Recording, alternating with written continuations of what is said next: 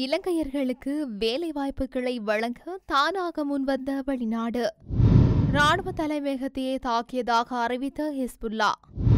கைக்குண்டு, துப்பாக்கி, வாள் உள்ளிட்ட ஆயுதங்களுடன் லொரி மீட்பு. காலியில் சட்டவிரோதமாக தேர்தல் சுவரொட்டிகளை ஒட்டிய 2 கைது. பொது தேர்தல் தினத்தன்று இலங்கை வரும் உயர்மட்ட குழு. ட்ரம்ப் பைடனுடைய சந்திப்பு. அருகம்பைக்கான பயண கட்டுப்பாட்டை இஸ்ரேலும் தளர்த்தியது.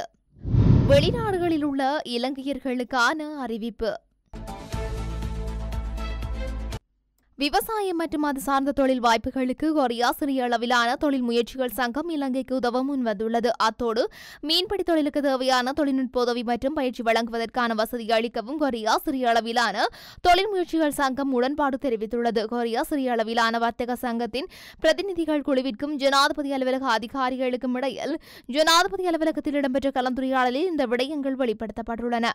இக்கலந்துரையாடலில் கொரியாவில் மீன்பிடி தொழிலுக்காக இலங்கை தொழிலாளர்களுக்கு இலங்கையில் பயிற்சி மற்றும் வேலைவாய்ப்புகளை வழங்குவது தொடர்பிலும் கவனம் செலுத்தப்பட்டது.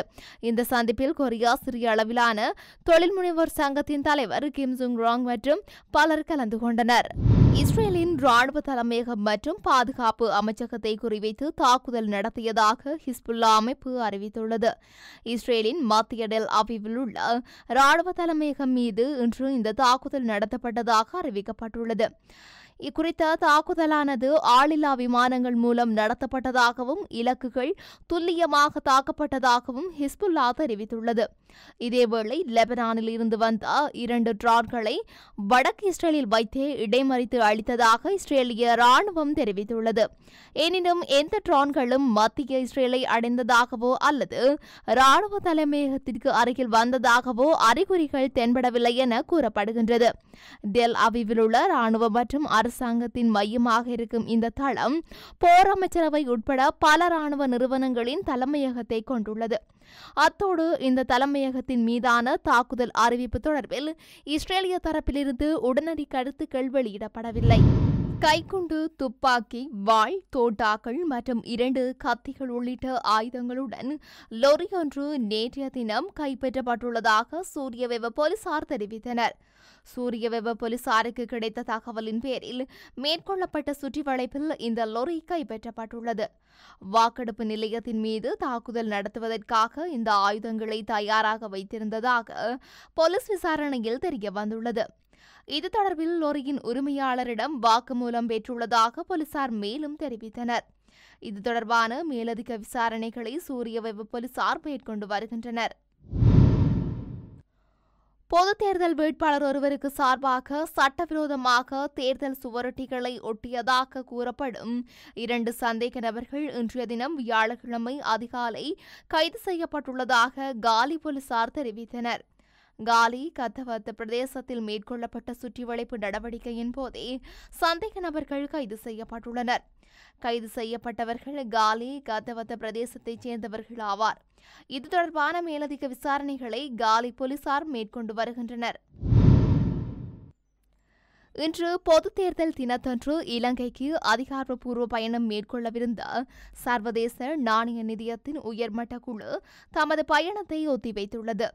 இலங்கையில் பொது தேர்தல் இடம்பெறுவதால் நாளை மறுதினம் 16ஆம் தேதியே தமது குழுவின் பயணம் இடம்பெறும் என சர்வதேச நாணய நிதியம் அறிவித்துள்ளது. இலங்கையின் நீட்டடிக்கப்பட்ட கடன் வசதிகளின் கீழ் 3வது மீள்வாய்வை பற்றி கலந்துரையாடல்கள் நடந்த சர்வதேச நாணய நிதியத்தின் குழு ஒன்று இன்று 14ஆம் தேதி இலங்கைக்கு வருவதாக அரசாங்கத்துக்கு தெரியப்படுத்தியிருந்தது. என்றாலும் பொது தேர்தல் காரணமாக 2 நாட்கள் குறித்த பயணத்தை ஒத்திவைக்கப்பட்டுள்ளதுடன் நாளை மறுதினம் இந்த பயணம் இடம்பெறும் என உத்தியோகபூர்வமாக அரசாங்கத்துக்கு தெரியப்படுத்தப்பட்டுள்ளது. சர்வதேச நாணய நிதியத்தின் ஆசிய பசிபிக் பிராந்தியத்தின் பணிப்பாளர் கிருஷ்ணா சீனிவாசன் தலைமையிலான குழு கடந்த மாதம் 4ஆம் தேதி இலங்கைக்கு வருகை தந்து பல்வேறு சந்திப்புகளை நடத்தியிருந்தது. இந்த கலந்துரையாடல்களின் பின்னர் வாஷிங்டனில் நடத்திய ஊடக சந்திப்பொன்றில் கருத்து வெளியிட்ட கிருஷ்ணா சீனிவாசன் 3ஆம் கட்ட மதிப்பாய்வுக்காக விரைவில் இலங்கை வரவுள்ளதாக கூறினார். இதன் பிரகாரமே இன்று இந்த பயணம் இடம்பெற்றிருந்தது. விரிவாக்கப்பட்ட கடன் வசதியின் ஆதரவுடன் நடைமுறைப்படுத்தப்படும் இலங்கையில் பொருளாதார சீர்திருத்த திட்டங்கள், பொருளாதார மற்றும் நீதிக் கொள்கை அமுலாக்கத்தில் முன்னேற்றம் ஏற்பட்டுள்ளதாக சர்வதேச நாணய நிதியம் பாராட்டுக்களை தெரிவித்துள்ளமையும் சுட்டிக்காட்டப்பட்டுள்ளது. அமெரிக்காவின் 47வது ஜனாதிபதியாக குடியரசுக் கட்சியைச் சேர்ந்த டொனால்ட் ட்ரம்ப் மீண்டும் தெரிவு செய்யப்பட்டுள்ளார்.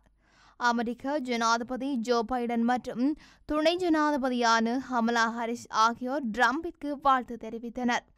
ஜனாதிபதியாக தெரிவு செய்யப்பட்டுள்ள ட்ரம்பிற்கு வாழ்த்து தெரிவித்ததோடு வெள்ளை மாளிகையில் வந்து சந்திக்குமாறு ஜனாதிபதி ஜோ பைடன் அழைப்பு விடுத்திருந்தார். இந்த நிலையில் அமெரிக்க ஜனாதிபதி ஜோ பைடனும் ஜனாதிபதியாக தெரிவு செய்யப்பட்டுள்ள டொனால்ட் ட்ரம்பும் நேற்று சந்தித்தனர். இந்த சந்திப்பு வெள்ளை மாளிகையில் உள்ள ஓவல் அலுவலகத்தில் இடம்பெற்றுள்ளது.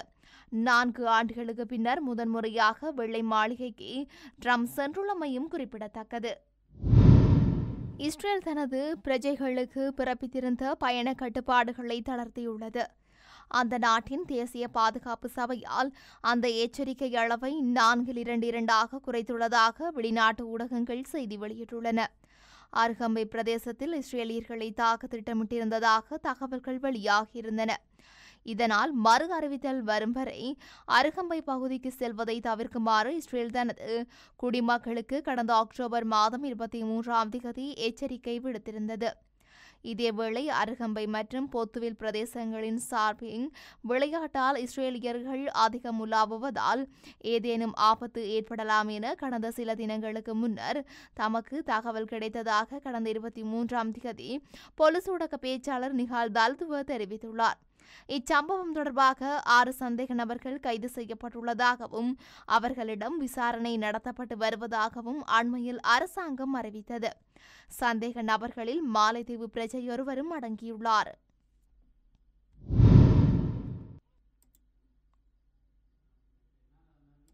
வெளிநாடுகளில் உள்ள இலங்கையர்களின் வசதிக்காக வெளிநாடுகளில் உள்ள இலங்கை தூதரகங்களிலிருந்து பிறப்பு, திருமணம் மற்றும் இறப்பு சான்றிதழ்களின் நகல்களை வழங்க அரசாங்கம் திட்டமிட்டுள்ளது.